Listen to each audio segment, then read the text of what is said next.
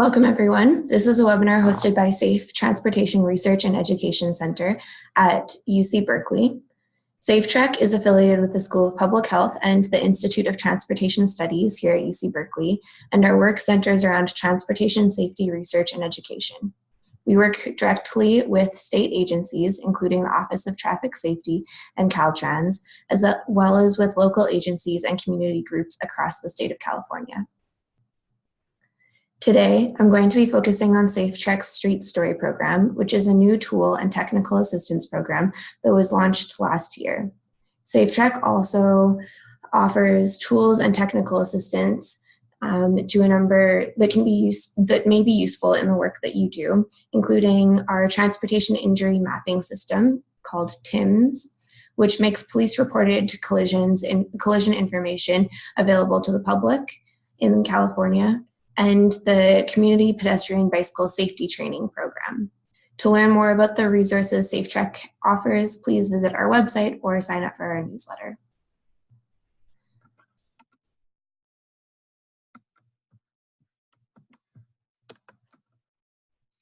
Today, I'll be going over the role of community engagement in the transportation sector. Then I'll introduce Street Story and show you how it works. I'll give you some ideas about how communities are using Street Story in their work. Then I'd like to hear how you think your community could use Street Story and get your feedback about the tool. First, I'd like to introduce myself and introduce those on the webinar today. My name is Kate Beck. I'm the Street Story program lead. I've been working at SafeTREC for the past 4 years, including on the Community Pedestrian Bike Safety Training Program. Prior to working here, I've worked for transportation advocacy and technical assistance programs, and I've done direct community service work. I helped develop the Street Story tool and program, and I now manage it.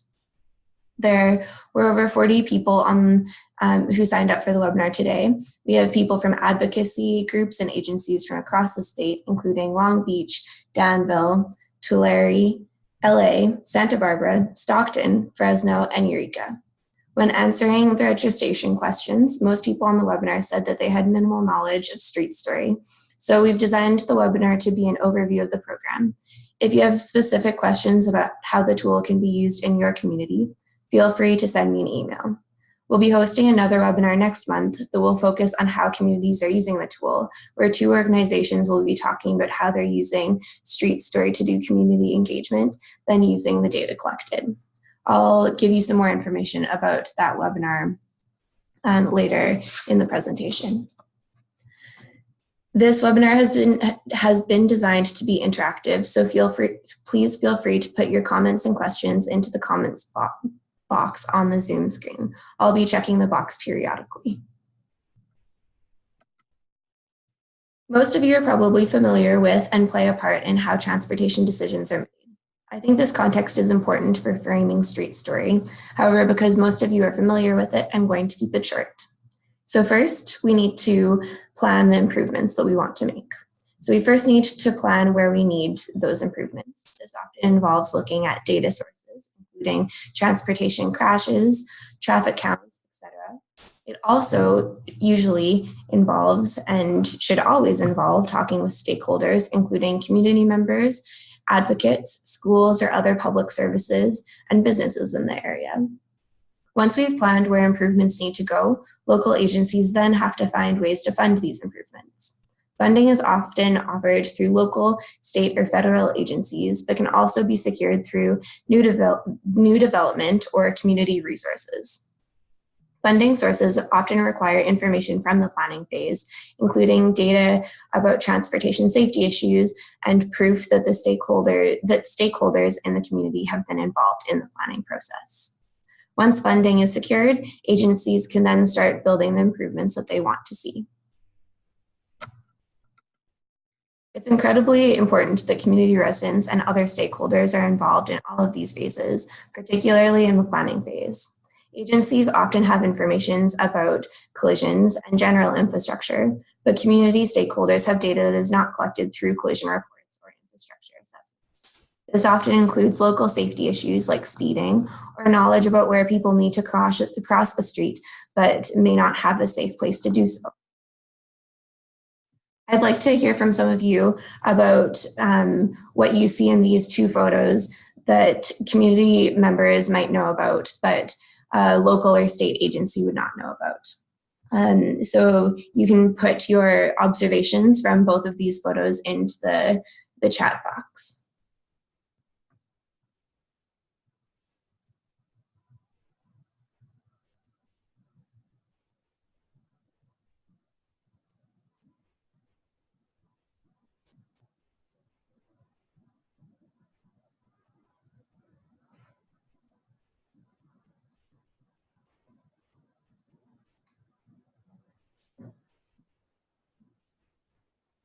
Some observations that I've heard from folks when I've presented these photos before. In the first photo on the left, the sidewalk is quite cracked, and the pavement on the street is poor. You can also see that the barrier right here has been hit. That might have been a collision that may be in a collision report, but it may have been minimal enough that it didn't get into a collision report. On the right side, there is a bike lane here, but the bike lane is not well protected, and it also goes over a set of railroad tracks, which could be difficult for cyclists who are newer to the activity. There's also no sidewalk, or there's very little lighting. So these are all things that we may not see. We may not see any crashes in this location because people choose not to bike here or walk here because it feels unsafe to do so. So this location, both of these locations, may not show up in our traditional transportation safety data sources, but they're both places that need some attention. So I'd love to hear from everyone on the webinar about what community organizing strategies that you use in your work. Because collecting all of the information that I just showed in those photos is really important, but it can often be difficult to do so. And there's a lot of different approaches to doing that. So if you could put the ways that you do community organizing and collecting information from your community members into the chat box to share with the group, that would be great.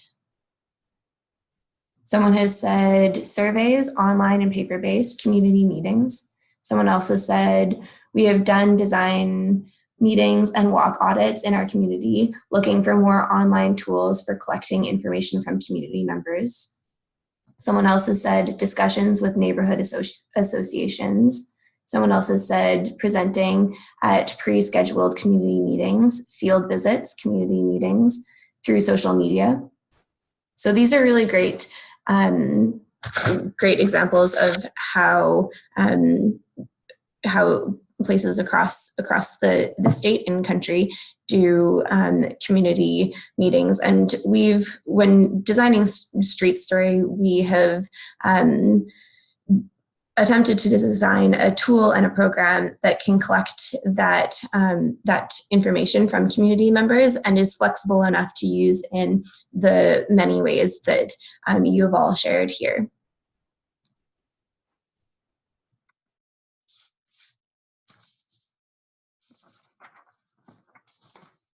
So Street Story is an online platform that allows community groups and agencies to collect local information about transportation collisions, near misses, general hazards, as well as safe locations to travel.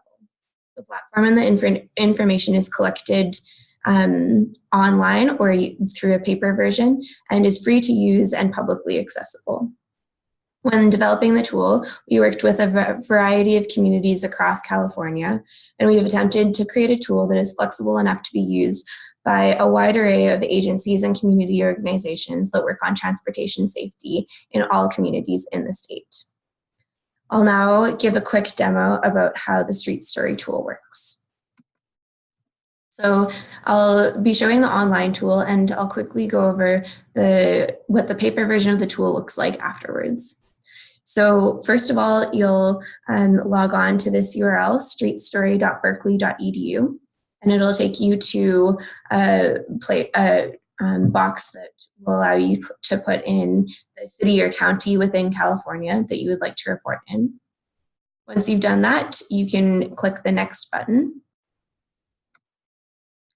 You'll then be asked to look through this consent form. Once you've looked through it, you can click that you have read the consent form and that you agree to the terms if you do, and that you're 18 years of age or older. Some people have asked if this is going to be available for people under the age of 18, and that's something that I'll go over later in the workshop. Once you've clicked that you agree to these terms, you'll be directed to a box that asks you to choose the location type. So if you'd like to report a specific location, like an intersection or an address on a street, you would use the specific location point option right here. If you'd like to report a street segment or path segment, so maybe a street segment where there's poor paving or where people are speeding, then you would choose this line tool.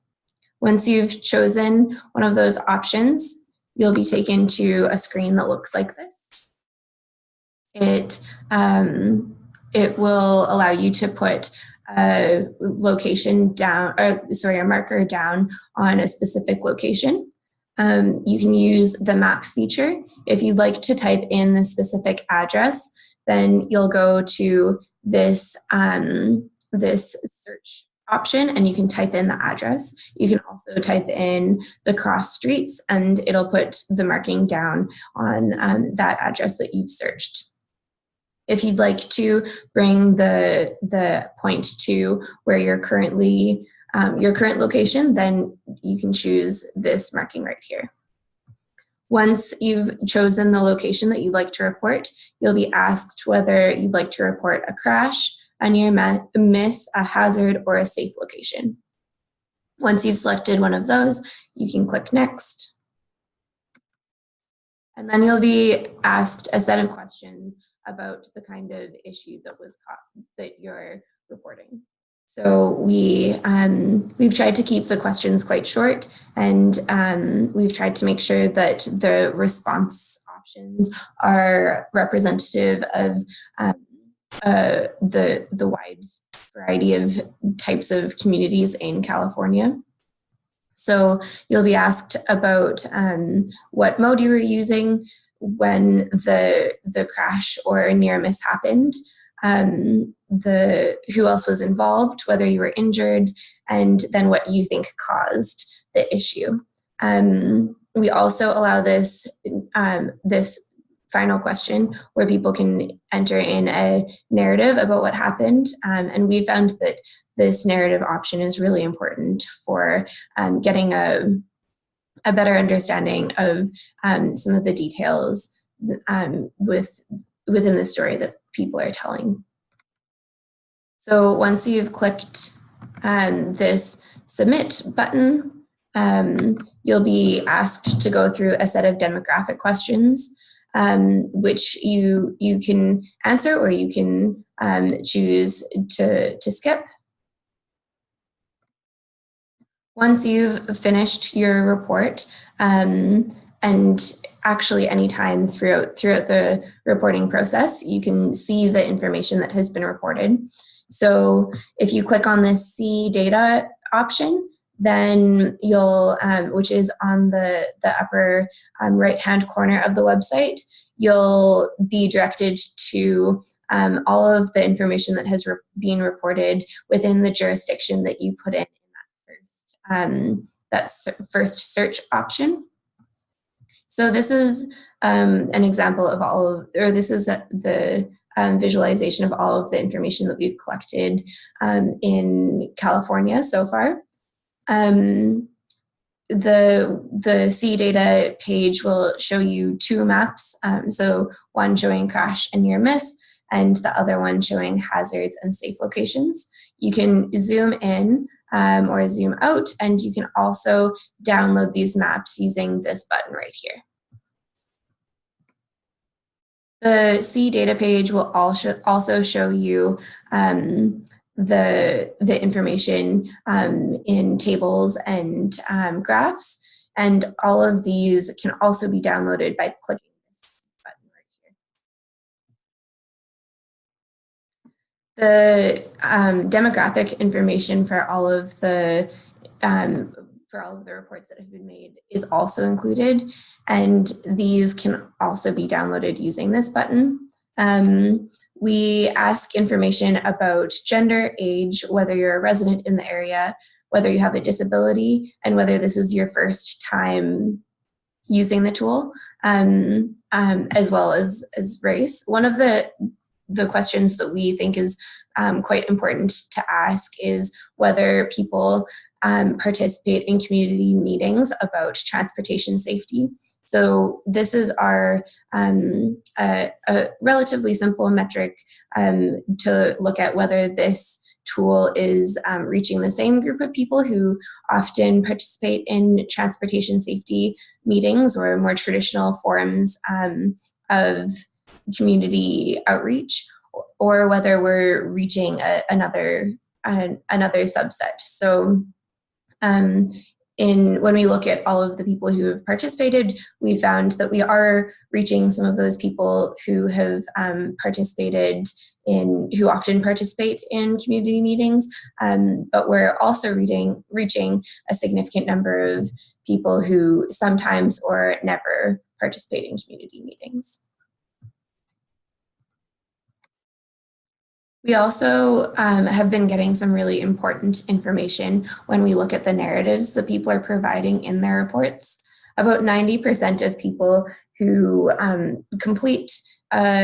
who participate on the Street Story platform include some type of narrative. Some of those include information about places where people actually feel safe and have some positive things to say about the improvements that have been made, which is something we don't often hear in our line of work. And the information about where people feel safe can be very helpful in looking at what a community may need in places where they don't feel safe. So that has been really useful with the community partners we've been working with. We're also getting a lot of information about places where there are persistent transportation safety issues. So we'll get information the report may be just one point, but when we look at the narrative, we see that it's something that the person has experienced multiple times, or it feels like a common occurrence.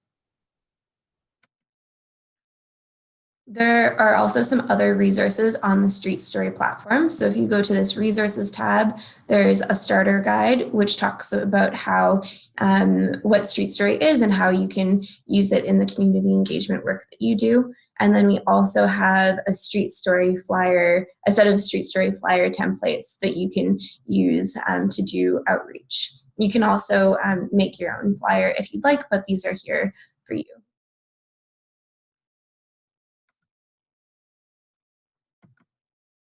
So the paper version of the tool has also been important in the work that we've been doing with communities. I'll talk about this very briefly, and if you'd like more information about it, please send me an email.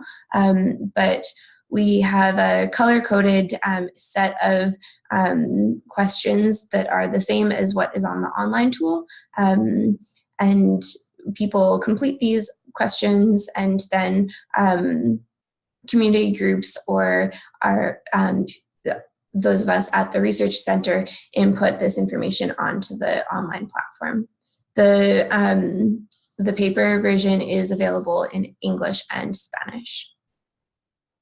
The paper version can also be really, it can be useful when working with communities who don't feel comfortable using online platforms, or when you're at community outreach events that don't have internet access. Here are some other additional street story links. So we do have a street story link for unincorporated areas. You would type in streetstory.berkeley.edu/unincorporated and then the county name. We also have recently released one for tribal areas, and we have a paper Spanish version, and then we're working on developing an online version that is Spanish. And hopefully that will be available within the next year. So I'd now like to hear from you about how you think Street Story can be used in your work. And so if you can put your question or your thoughts into the text box, that would be great.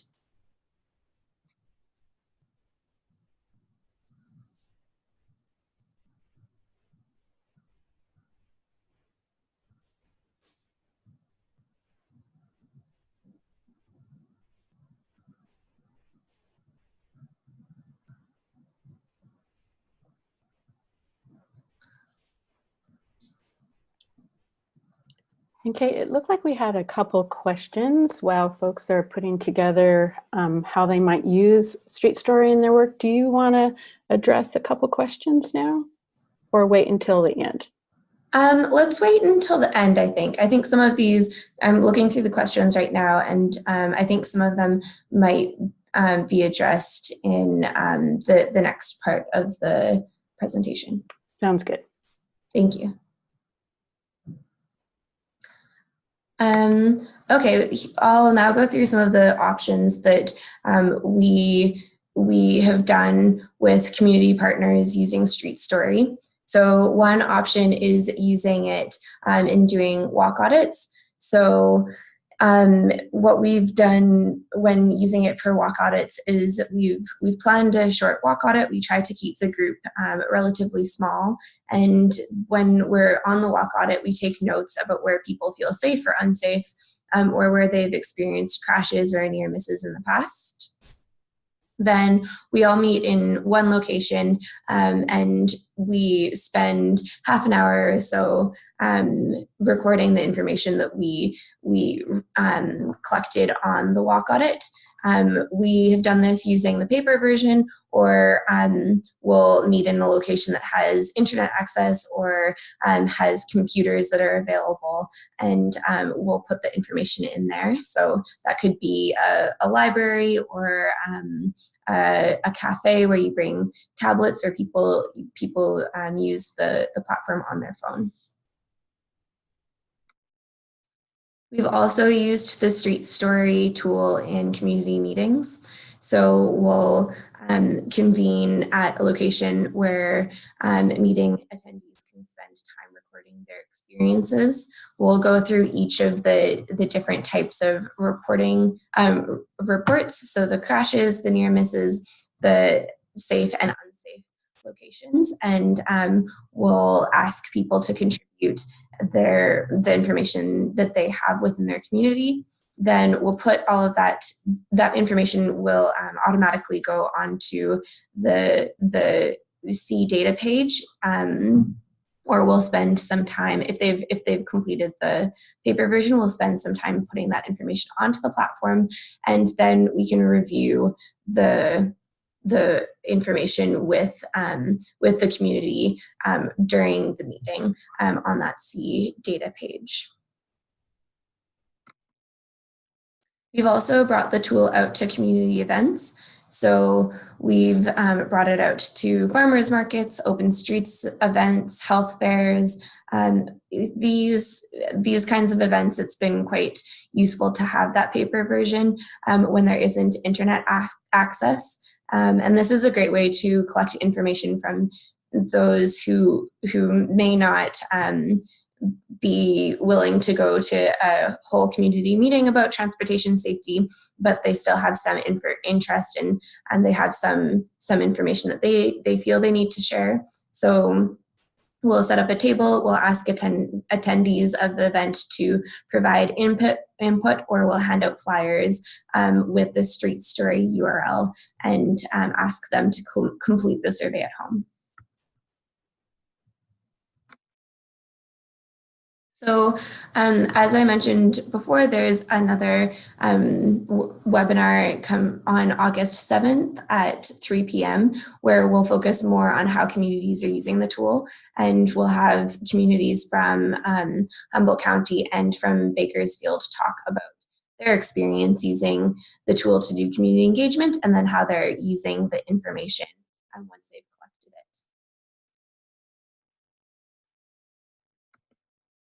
Here's my contact information, as well as Jill Cooper, the co-director at SafeTREC, who manages this program. And funding through the funding for this program has come from the California Office of Traffic Safety, and through the National Highway Traffic Safety Administration. So I'd now like to go through some of those questions and get your feedback about how you think the tool works. So I'll go through the questions now. Someone said, do you know when you'll have an answer about the 18+ requirement? So the 18+ requirement, the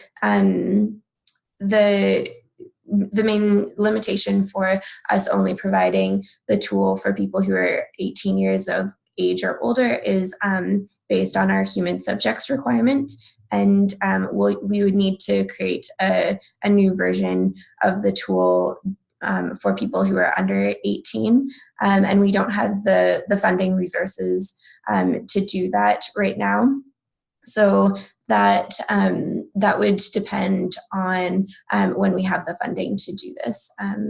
I think something that is important to note is that Street Story is a relatively new program. The program has only been available to the public since last October. So there are a lot of things that we would like to work on, and this is the developing a tool for people under the age of 18 is definitely something that we've heard is important for us to do.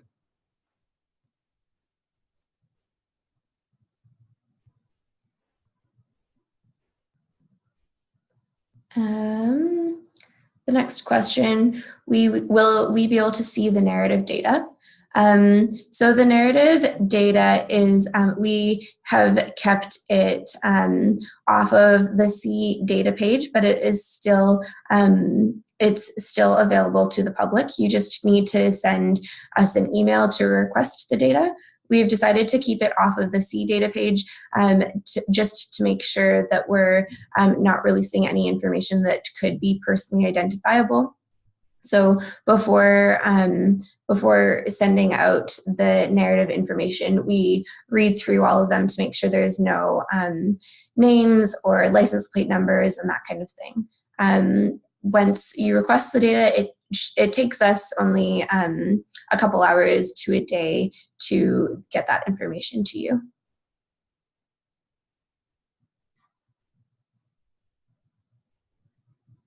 Someone else has said, we're evaluating the tool as a way to gather community input for a new Vision Zero project we'll be launching in the fall.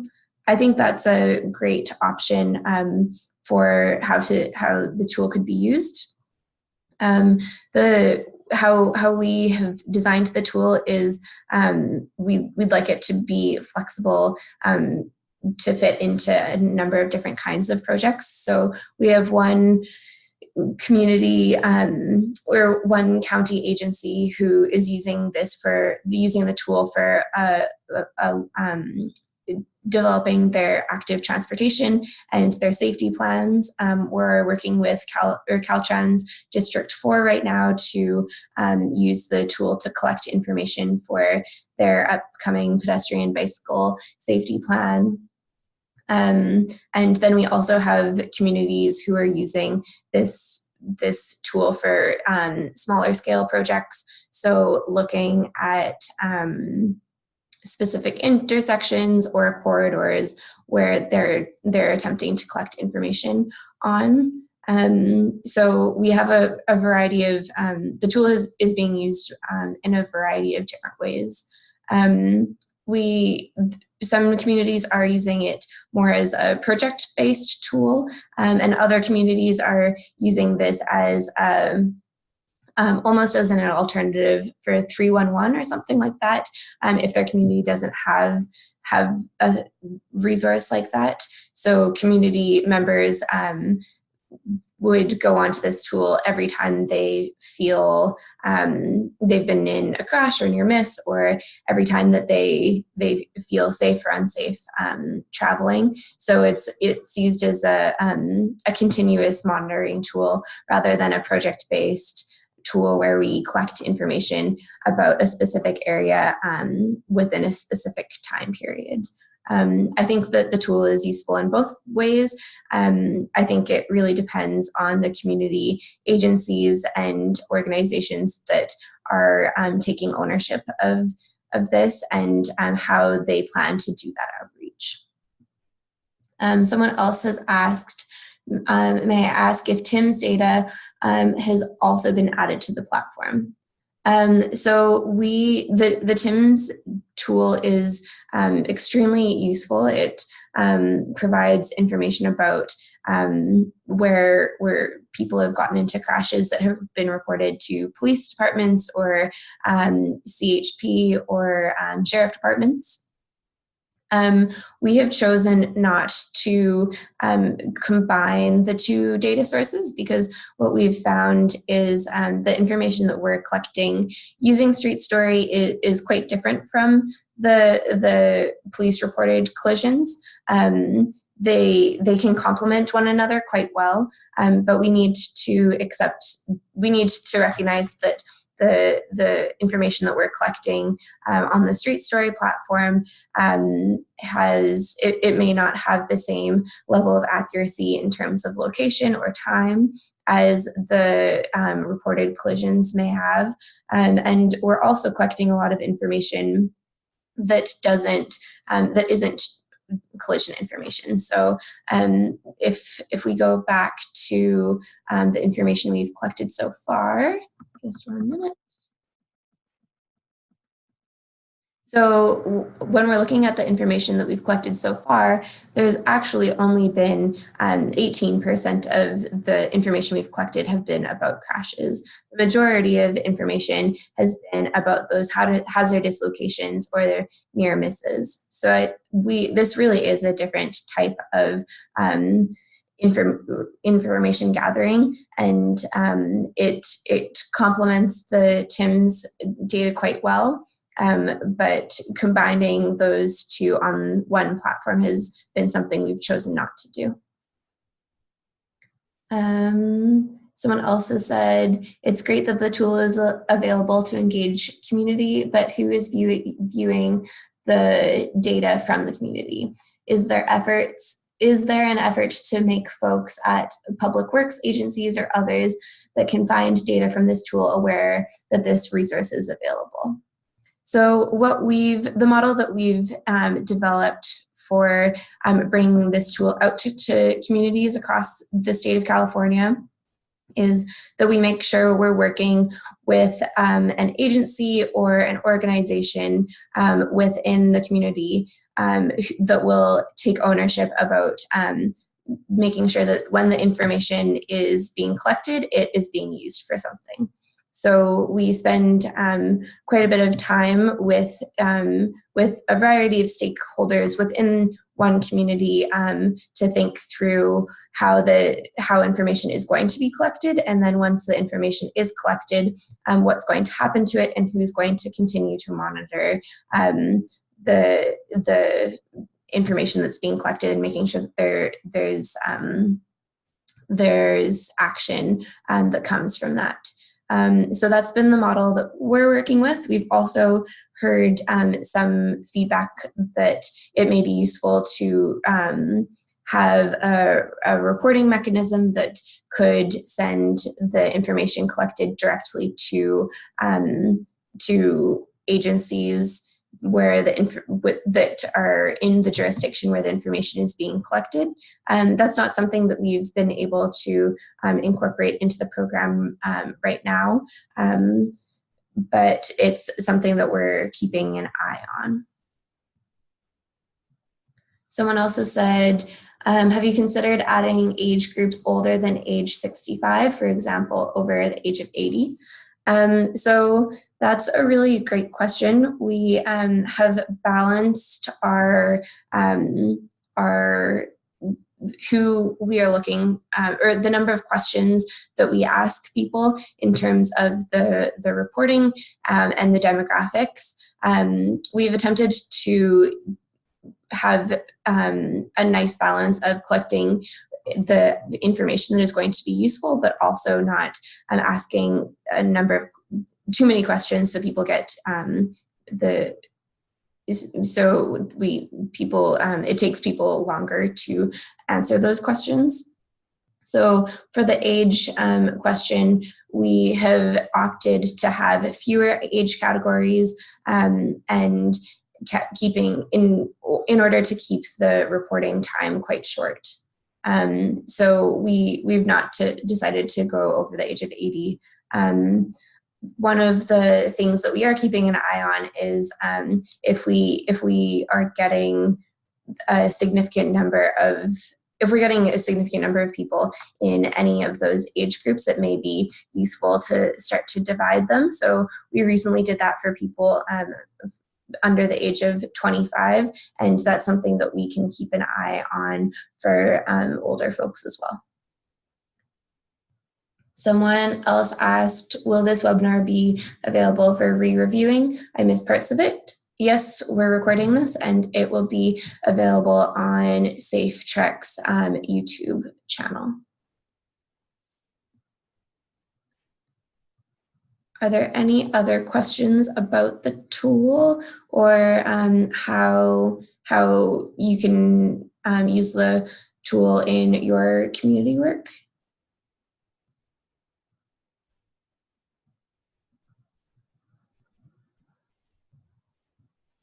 If not, I will show you my contact information again.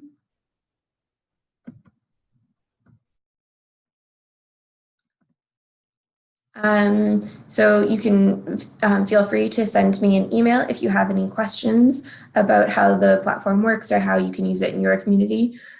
We also do some technical assistance where we'll do in-person trainings or we'll meet with you one-on-one to think about how the platform can be used in your community. So if you have any questions about that, you can also send me an email. And if you'd like to learn more about the webinar coming up in August, feel free to sign up for our newsletter, and we'll have registration available for that one soon. I'm just checking the chat box again. Someone has asked if the slides will be available. Yes, we can send the slides out. We can send the slides out after the meeting. And someone else has asked, can multiple reports be submitted for the same issue? Yes, there is. We've allowed there can be reports made, as many reports as a person would like to make about any location. One thing that people are often concerned about when we have the option where people can make multiple reports in the same location is that we'll have some people making a huge number of reports within that location. So the super user issue where the average person may be making 1 or 2 reports, but we have some people who are making up to 80 reports or something like that. What we do is we keep an eye on the number of reports that each user is making within on the back end, and we have kept an eye on whether people are putting reports in the same location multiple times. We haven't seen that as an issue so far. We do have a couple plans for if that is an issue. So there's an option where we could report the number of reports that, or we could limit the number of reports that people are able to make, or we could have another option where there could only be however many reports within a specific location. So we have a plan for that, but so far that hasn't been something that we have needed to do. Lisa has put a link for the SafeTREC newsletter in the platform, and that'll, if you sign up for that, you'll be able to get information on the August 7th webinar. Someone else has asked, are you able to provide the underlying GIS data for a city or county so we can integrate the data into our maps for additional analysis? Yes, we provide an option on the online platform, the See Data page, where you can download the information into an Excel spreadsheet. You can then transfer that into ArcGIS or another mapping platform. If you'd like a shapefile, just send me an email and I can download the shapefile for you and send that out. If there aren't any other questions, we can end a little bit early. And thank you all so much for being on the webinar and for participating in the chat box. There have been some really great questions. And again, feel free to contact me if there's anything that I've missed, or if you have specific questions about how the tool can be useful in the work that you do. Thank you. Bye.